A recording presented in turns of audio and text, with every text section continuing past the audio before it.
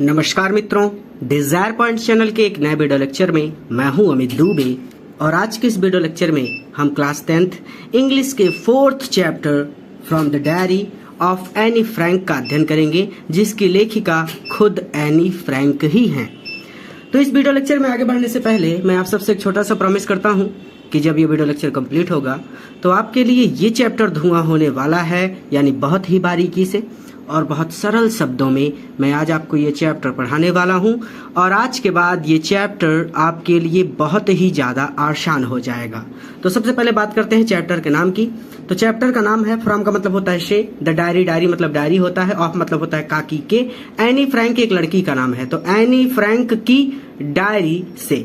तो वास्तव में ये चैप्टर का नाम अपने आप में एक अनोखा नाम है कि एनी फ्रैंक की डायरी से। तो मैं आपको स्पष्ट रूप से बता दूं कि एनी फ्रैंक एक लड़की है जो 13 वर्ष की आयु में डायरी लिखना शुरू करती है। वास्तव में उसका कोई मित्र नहीं होता और इसीलिए वो डायरी लिखना शुरू करती है और वो बड़ी होकर एक लेखिका बनना चाहती है, लेकिन दुर्भाग्यवश उसकी मृत्यु 15 वर्ष की आयु में ही हो जाती है। तो सोचिए कितने दुर्भाग्य की बात है कि आप बड़े होकर कुछ बनना चाहते हैं लेकिन आप बड़े ही नहीं हुए, उससे पहले ही आपकी मृत्यु हो गई। तो उसकी ये डायरी यानी फ्रैंक की ये डायरी उसके पिता को मिलती है और उसके पिता इस डायरी को प्रिंट करवाते हैं एक बुक के रूप में और फिर यही बुक का कुछ अंश लेकर आपके लिए ये चैप्टर बनाया गया है। चलिए इस चैप्टर को पढ़ते हैं। तो हमारा चैप्टर यहाँ से स्टार्ट होता है। ध्यान से समझिएगा कि ये डायरी की बहुत सारी कॉपियां बिकी हैं। ये अपने आप में एक बहुत बड़ी बात है कि किसी बुक की इतनी कॉपियां बिक जाए और इस डायरी को अलग अलग भाषाओं में अनुवाद भी किया गया है। यानी इस कहानी का अनुवाद जो एनी फ्रैंक ने लिखा है, इसका अलग अलग भाषाओं में अनुवाद भी किया गया है। यानी ये बहुत लोकप्रिय कहानी है जो एनी फ्रैंक ने अपनी डायरी में लिखी है। वास्तव में उसने कोई कहानी नहीं लिखी, बल्कि उसने अपने सपनों के बारे में ही लिखा है। जैसी बातें आप अपने मित्रों से करते हैं वैसी ही बातें उसने डायरी से की है। तो चलिए ध्यान से समझिएगा इसको। सबसे पहले ये शुरू करते हैं कि राइटिंग मतलब लिखना इन डायरी, एक डायरी में, is a really strange, really मतलब वास्तव में, स्ट्रेंज मतलब विचित्र, एक्सपीरियंस मतलब अनुभव है। वास्तव में विचित्र अनुभव है फॉर समवन, किसी ऐसे व्यक्ति के लिए, लाइक मी, मेरे जैसे। तो मेरे जैसे किसी व्यक्ति के लिए एक डायरी लिखना वास्तव में विचित्र अनुभव है। नॉट ओनली बिकॉज, ऐसा इसलिए नहीं है क्योंकि आई हैव नेवर रिटन, मैंने कभी नहीं लिखा एनीथिंग, कुछ भी बिफोर, इससे पहले। तो ऐसा केवल इसलिए नहीं है क्योंकि मैंने इससे पहले कुछ भी नहीं लिखा, बट ऑल्सो, बल्कि ऐसा इसलिए है बिकॉज, क्योंकि इट सीम्स टू मी, मुझे ऐसा लगता है, दैट लेटर ऑन नेदर, कि नेदर आई, ना तो मैं, नॉर एनीवन एल्स, ना ही कोई दूसरा व्यक्ति, विल बी इंटरेस्टेड, रुचि रखेगा, इन द म्यूजिंग्स, विचारों में, ऑफ अ 13 ईयर ओल्ड, 13 वर्ष की स्कूल गर्ल, स्कूल की लड़की के। तो ऐसा इसलिए नहीं है क्योंकि मैंने इससे पहले नेवर रिटन एनीथिंग, कुछ भी नहीं लिखा, बल्कि ऐसा इसलिए है क्योंकि मुझे ऐसा लगता है कि ना तो मैं और ना ही कोई दूसरा व्यक्ति एक 13 वर्ष की स्कूल की लड़की के विचारों में रुचि रखेगा। देखिए यहाँ पर उन्होंने बताया कि वो 13 वर्ष की है, एक छोटी सी बच्ची है, ठीक है। ओह वेल, खैर इट डजंट मैटर, इससे कोई फर्क नहीं पड़ता। आई फील लाइक राइटिंग, मैं लिखना चाहती हूँ, and I have an even greater need, और ग्रेटर नीड इससे भी कहीं ज्यादा आवश्यकता है, आई मतलब मुझे, और मुझे इससे भी कहीं ज्यादा आवश्यकता है, टू गेट ऑल काइंड, सभी प्रकार की चीजों को, ऑफ बाहर निकालने की, ऑल काइंड्स ऑफ, सभी प्रकार की चीजों को, माई चेस्ट, अपने दिल से, ठीक है। आई फील लाइक राइटिंग, मैं लिखना चाहती हूँ, and I have even greater need, और मुझे इससे भी कहीं ज्यादा आवश्यकता है कि to get all kind of things off my chest, कि मैं अपने चेस्ट से, अपने सीने से सभी तरह की चीजों को गेट ऑफ कर दूं, बाहर निकाल दूं। कहने का मतलब मुझे इससे भी कहीं ज्यादा अपने सीने से सभी प्रकार की चीजों को बाहर निकालने की आवश्यकता है। क्लियर हो गया? यानी वो अपनी दिल की बातें किसी से नहीं कह पाती, इसीलिए वो अब अपने दिल की बातें लिखेंगी। Paper has more patience, paper कागज में हैज मोर पेशेंस, कहीं अधिक धैर्य होता है देन पीपल, लोगों की तुलना में। तो लोगों की तुलना में कागज में कहीं अधिक धैर्य होता है। आई थॉट, मैंने सोचा ऑफ दिस सेइंग, इस बारे में या फिर इस कथन के बारे में। On one of those days, उन दिनों में, दोज डेज उन दिनों में, व्हेन आई वाज, जब मैं फील महसूस कर रही थी, अ लिटिल डिप्रेस्ड, थोड़ा सा डिप्रेस्ड, थोड़ा सा उदास, जब मैं थोड़ा सा उदास अनुभव कर रही थी, एंड वाज सिटिंग, और मैं बैठी हुई थी, एट होम, अपने घर पर, और मैं घर पर बैठी हुई थी, विथ माई चिन, अपनी चिन को, इन माई हैंड, अपने हाथों में लेकर, अपनी चिन, चिन का मतलब होता है ठोड़ी, ठीक है, तो अपनी ठोड़ी को अपने हाथों में लेकर अपने घर में बैठी हुई थी। बोर्ड, मैं बोर थी, बोर्ड मतलब उदास थी, एंड लिस्टलेस और शक्तिहीन थी। तो मैंने इस कथन के बारे में उन दिनों सोचा जब मैं डिप्रेस्ड फील कर रही थी, जब मैं थोड़ा सा उदास अनुभव कर रही थी और अपनी ठोड़ी को अपने हाथों में लेकर घर पर बैठी हुई थी। मैं उदास थी और शक्तिहीन थी। आगे कहते हैं, वंडरिंग, मैं सोच रही थी, वेदर टू स्टे इन, कि क्या मैं घर में रुकूं, और गो आउट, या फिर बाहर जाऊं। फाइनली, आखिरकार, आई फाइनली स्टेड, आखिरकार मैं बैठी रही, वेयर आई वाज, जहां पर मैं थी, ब्रूडिंग, सोचते हुए, और आखिरकार मैं जहां पर थी वहीं पर सोचते हुए स्टेड, बैठी रही। यस, हाँ, paper does have more patience, कागज में अधिक धैर्य होता है, and since I am not planning, और सिंस, क्योंकि आई एम नॉट प्लानिंग, मैं नहीं चाहती, टू लेट एनीवन एल्स, की कोई दूसरा व्यक्ति रीड, पढ़े, this is stiff bagged, stiff bagged का मतलब होता है मोटी जिल्द वाली, ठीक है। तो एक तरह से देखिए, जो डायरी होती है ना, उसका पहला पन्ना जो होता है, सबसे ऊपर का कवर जो होता है, वो बहुत मोटा होता है, ठीक है। तो मोटी जिल्द वाली कह सकते हैं, या फिर सख्त जिल्द वाली कह सकते हैं। नोटबुक को आप कॉपी कह सकते हैं, या फिर डायरी कह सकते हैं, ठीक है। नोटबुक ग्रेजुअली, जिसे शान से या फिर आमतौर पर रेफर्स कहा जाता है एज अ डायरी, जिसे लोग शान से डायरी कहते हैं। और चूंकि मैं नहीं चाहती कि कोई दूसरा व्यक्ति इस मोटी जिल्द वाली कॉपी को पढ़े, जिसे लोग शान से डायरी कहते हैं, अनलेस, जब तक कि आई शुड एवर फाइंड, मुझे मिल नहीं जाता, रियल फ्रेंड, एक वास्तविक मित्र, तो जब तक कि मुझे एक वास्तविक मित्र नहीं मिल जाता। इट प्रोबेबली, और इट, इससे प्रोबेबली, शायद, वोंट मेक अ बिट, थोड़ा सा भी डिफरेंस, फर्क नहीं पड़ेगा, और शायद इससे थोड़ा सा भी फर्क नहीं पड़ेगा, अर्थात जब मुझे मित्र मिल जाएगा तो मैं अपनी सारी बातें अपने मित्र से करने लगूंगी, तो ये डायरी तो मेरे लिए बेकार हो जाएगी ना। तो इसको रिवीजन कर लेते हैं एक बार, ताकि डाउट ना हो। तो मेरे जैसे किसी व्यक्ति के लिए डायरी लिखना एक विचित्र अनुभव है। ऐसा इसलिए नहीं है क्योंकि मैंने आज से पहले कुछ भी नहीं लिखा, बल्कि ऐसा इसलिए है क्योंकि it seems me that neither I, मुझे ऐसा लगता है कि ना तो मैं और ना ही कोई दूसरा व्यक्ति एक 13 वर्ष की स्कूल की लड़की के विचारों में रुचि रखेगा।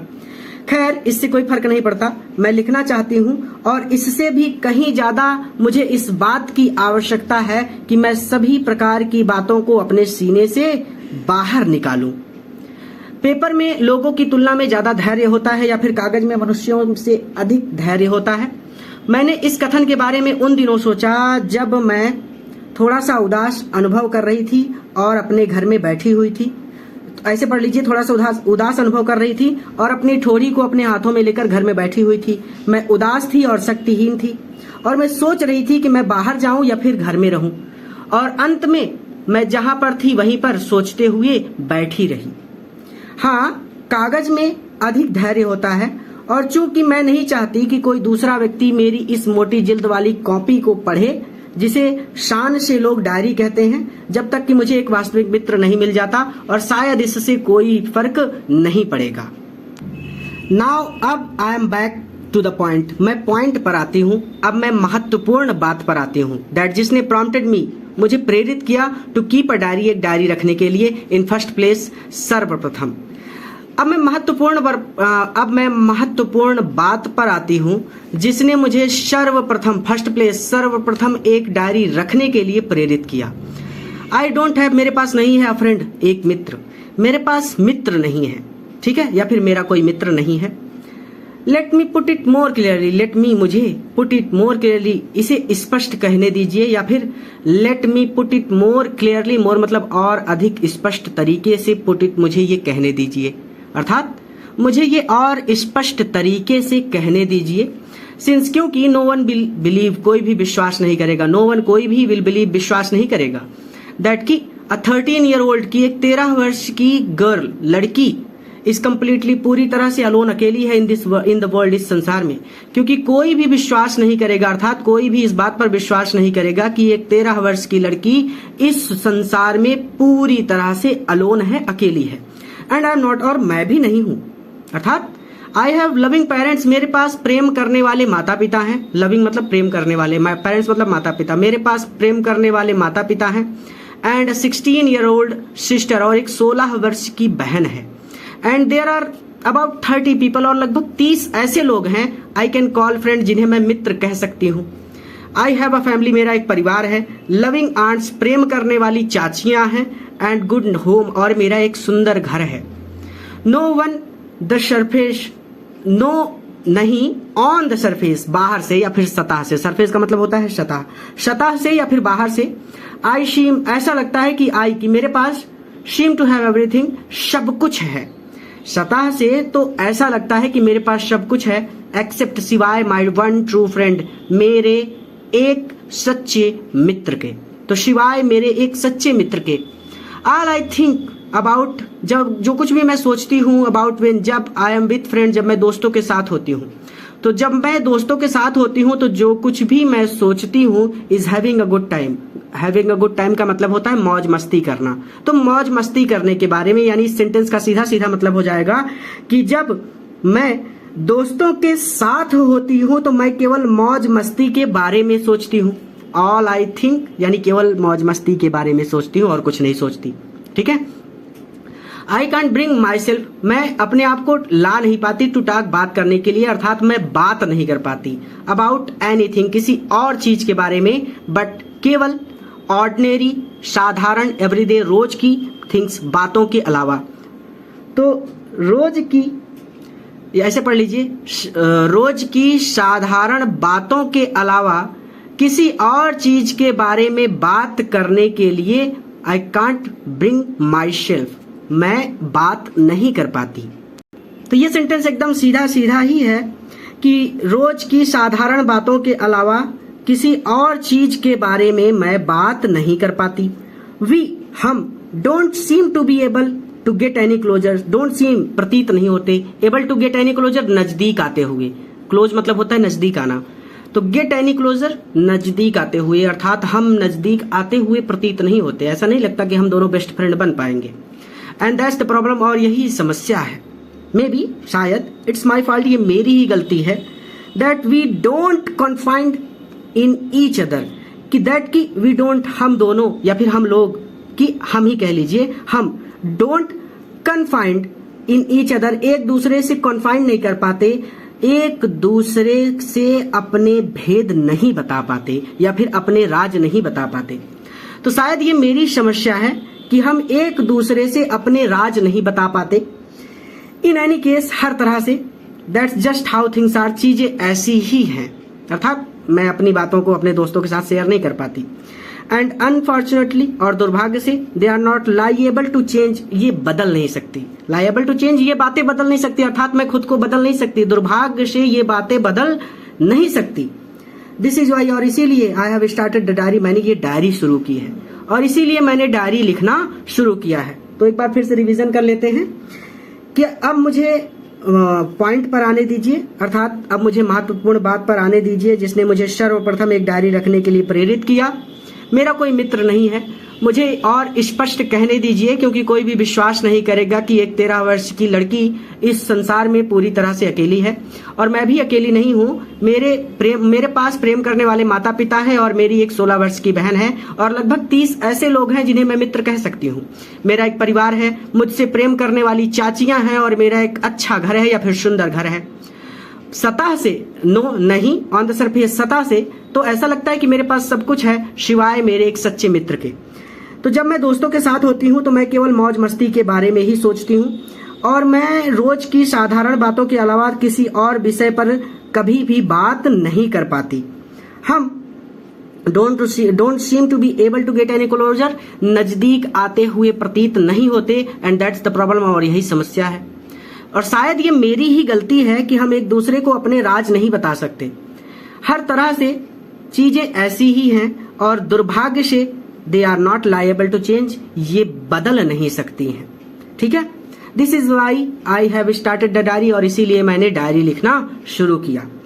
टू एनहेंस, बढ़ाने के लिए, द इमेज, इमेज मतलब होता है फोटो या फिर चित्र, चित्र को, of this is long, long मतलब बहुत देर तक अवेटेड, जिसकी प्रतीक्षा की गई हो, तो इतने लंबे समय तक प्रतीक्षा किए गए अपने फ्रेंड, अपने मित्र के चित्त को इनहेंस करने के लिए, बढ़ाने के लिए, इन माई इमेजिनेशन, अपनी कल्पना के, तो अपनी कल्पना के इतने लंबे समय तक इंतजार किए गए मित्र के चित्र को बढ़ाने के लिए, आई डोंट वांट, मैं नहीं चाहती, टू जॉट डाउन, लिखना, द फैक्ट, ऐसी बातें, मैं ऐसी बातें नहीं लिखना चाहती, इन दिस डायरी, इस डायरी में, द वे, जैसी बातें, मोस्ट पीपल, अधिकतर लोग, वुड डू, लिखते हैं, जैसी बातें अधिकतर लोग लिखते हैं, तो मैं ऐसी बातें इस डायरी में नहीं लिखना चाहती जैसी ज्यादातर लोग लिखते हैं।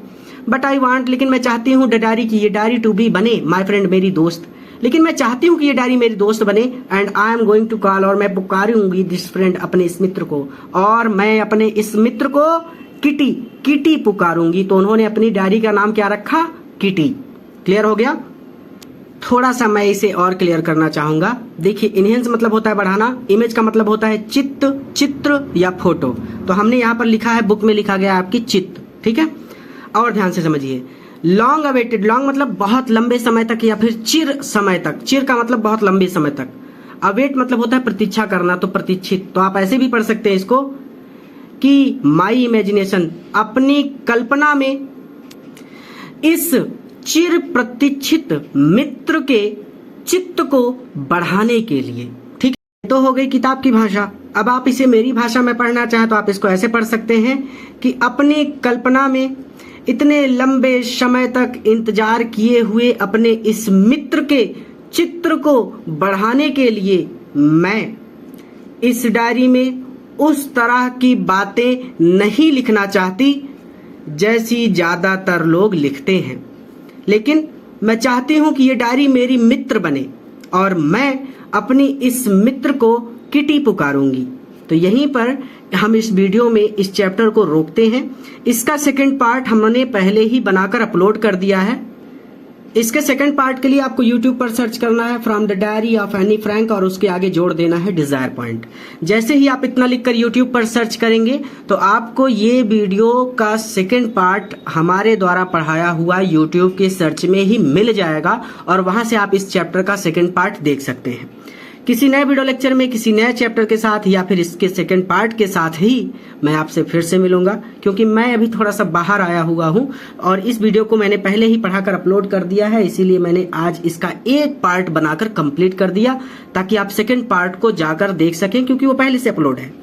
हो सकता है अगर मुझे समय मिल गया तो मैं इसका सेकंड पार्ट भी अपलोड कर दूं, और अगर नहीं मिला तो आप इसका सेकंड पार्ट पढ़ने के लिए बस इतना ही सर्च कर लीजिएगा कि from the diary of Anne Frank और उसके आगे जोड़ दीजिएगा डिजायर पॉइंट। इतना लिखते ही आपको इसका सेकंड पार्ट यूट्यूब के सर्च में ही मिल जाएगा और वहां से आप पढ़ सकेंगे। किसी नए वीडियो लेक्चर में मैं आपसे फिर से मिलूंगा। पूरा वीडियो देखने के लिए धन्यवाद और इस वीडियो को अपने मित्रों के साथ जरूर शेयर करें ताकि वो भी इससे लाभ ले सके। धन्यवाद।